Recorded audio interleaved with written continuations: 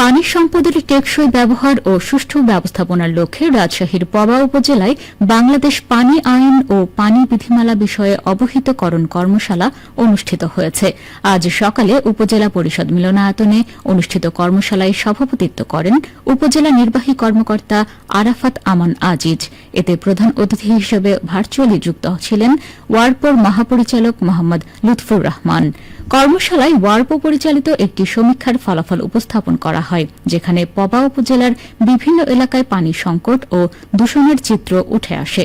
প্রধান অতিথির বক্তব্যে ওয়ারপোর মহাপরিচালক মোহাম্মদ লুৎফুর রহমান বলেন, শুধু আইন দিয়ে পানি সম্পদের সুষ্ঠু ব্যবস্থাপনা সম্ভব নয়, এর জন্য প্রয়োজন জনগণের অংশগ্রহণ, সচেতনতা এবং বিভিন্ন সংস্থার মধ্যে কার্যকর সমন্বয়। পবা উপজেলায় এই কর্মশালা একটি ইতিবাচক সূচনা, যা ভবিষ্যতে বৃহত্তর পরিকল্পনার ভিত্তি হিসেবে কাজ করবে।